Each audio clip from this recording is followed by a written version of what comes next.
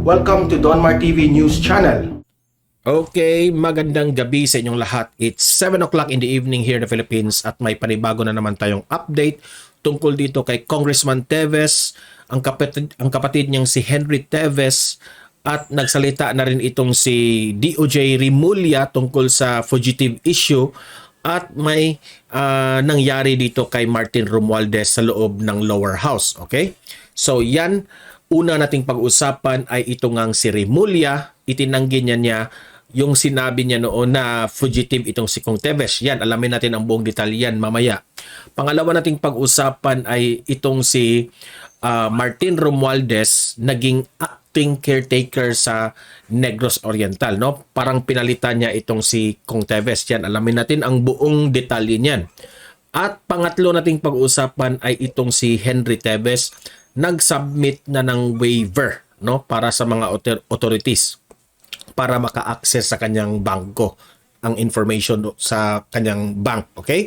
So yan, alamin natin yan kung ano ang nangyari. Itong tatlong topic, maiinit na topic natin ngayon. Pero bago ang lahat, bago natin ito itatalakay, mag-like and share muna sa ating Facebook at YouTube para naman kakalat ito sa taong bayan. Okay? Itong update natin. Sabay-sabay tayong mag-like and share. 1, 2, 3, go! Thank you very much. And guys, subscribe, follow Donmar TV na rin para updated kayo sa mga balita araw-araw dito sa ating vlog. Okay? Sabay-sabay tayong mag-follow and subscribe. 1, 2, 3, go! Okay, thank you very much. So, una nating pag-usapan, no?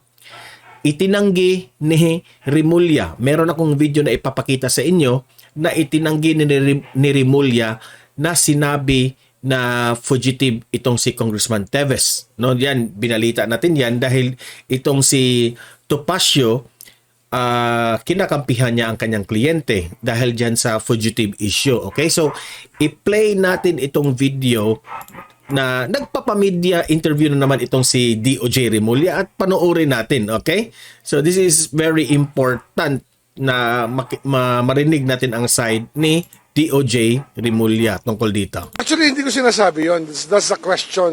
That's the question. Is he a fugitive? Sabi ko, not yet. Not yet. Unless he surrenders, then he won't be because he will be under the jurisdiction of the court. But so, clarify ni SOJ Rimulya na hindi raw niya sinabi na fugitive itong si Kong Teves. Okay? He will become fugitive if hindi siya babalik dito sa Pilipinas. Yan ang ibig niyang sabihin. Okay? So, kung balikan natin yung kanyang video, last interview niya tungkol doon, iba, no? So, baka na misinterpret yun ni Atty. Topacio. Hindi natin alam. Okay? So, play mo na. that's where it's leading if he does not submit to the jurisdiction of the court. Pag may warrant of arrest ka, yan, at hindi ka naman nagsusurrender, fugitive from justice ka. Wala pa naman warrant of arrest kasi nga, we observe due process. At yung due process, yung kanyang preliminary investigation right ay ating inoobserbahan. At wala pa naman tayo ron. Pero doon papunta yan, the fact that hindi siya umuwi raises questions about his intention because he's a member of Congress, he's supposed to be here already. So, he's overdue. He's overdue. We're giving assurances, but that's all we can do. I don't know what kind of assurances he wants because that's the way it is. Sir, ano yung mga binigay na mga request? Yung mga request na kahit hindi sa Pilipinas, paano siya makauwi? Hindi ko alam pero alam ko lang security. I heard about that, but I haven't been directly contacted about it, nor have I spoken to his lawyer because I really think that he should just come home and face the music. That's a simple way to look at it. No, we're giving notice to the Interpol that somebody is under investigation for the commission of a crime. Yeah.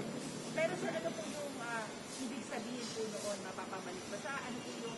Hindi, anong ibig sabihin nun, everywhere he passes, he will be asked by the Interpol questions. Pero hindi pa. I don't know if they already filed for blue notice. I am not really I'm not the NBI, no. It's the NBI that works out that arrangement with the Interpol. So, ang classification sa kanya ngayon ay Well, he's a person wanted for questioning. He has a lot of explaining to do. He's a subject of summons so that he can do his explaining. But the fact that he does not want to be served with the service of summons means that he's evading. Jurisdictional matters. Okay. So yan ang statement ni DOJ Rimulya, no? Itinanggi niya na sinabi ng nung time na nag-interview siya na fugitive itong si Kong Teves. Dahil kahapon itong si Atty. Topacio na mention nga yun na wag na lang sanang magbigay ng maraming statement itong DOJ para hindi naman ma-demonize ang kanyang kliyente. Okay? So yan, clarify yan ni SOJ Rimulya na hindi raw niya tinawag na fugitive si Kong Teves. Kung hindi, magiging fugitive ito kapag hindi siya uuwi sa Pilipinas. O, ayan. So mag-comment, react kayo sa sinabi ni SOJ Rimulya kung tama ba ang kanyang sinabi noon at dinefend niya ang kanyang sarili. Okay? So comment, babasahin natin yan ang opinion nyo tungkol dyan sa sinabi ni DOJ Rimulya. Okay? So, pangalawa nating pag-uusapan ay itong si Martin Romualdez is now the acting caretaker of the Negros Oriental, no? So, basahin natin itong balita na ito, no? Tungkol dito. So, binalita ito ng Manila Bulletin na si House Speaker Martin Romualdez is now the acting as the caretaker of Negros Oriental's 3rd Legislative District, which is the district of controversial Congressman Arnolfo Arnie Teves. Dahil pinalitan ito, nag-caretaker siya because, ayan nga, nasuspended itong si Congressman Teves dahil hindi siya umuwi, pinauwi siya ng lower house ngunit hindi siya binigyan siya ng 24 hours but hindi siya nakauwi for some reason, no? Dahil ang reason ni Kong Teves ay ang kanyang seguridad, ang kanyang inuuna. So ngayon, nakadecide na sila at pinirmahan ito mismo ni Martin Romualdez. Ayan, ipapakita ko sa inyo. Ayan, pinirmahan niya yan. Office of the Speaker, House Representative, pirmado ito ni Ferdinand Martin G. Romualdez. Okay? Ito yung nakalagay. Subject, Legislative Caretaker of the 3rd District of Negros Oriental. So siya na ang official na caretaker of Negros Oriental. In the interest of the people of 3rd District of Negros Oriental, the undersigned shall act as the legislative caretaker of the 3rd District of Negros Oriental for the period of 23 March 2023 to 22 May 2023. This order takes effect immediately. So siya na yung official na caretaker of the 3rd District of Negros Oriental. Okay?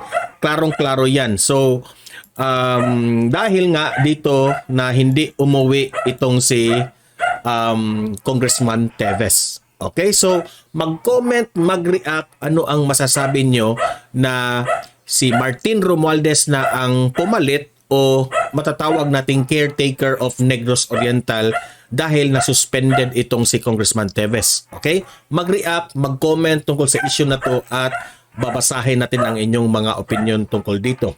Okay? So, pangatlo nating pag-uusapan ay itong wait muna. Ito. Binalita ito ng GMA, no? Na nag-submit na ng waiver itong si Henry Teves, kapatid ito ni Congressman Teves.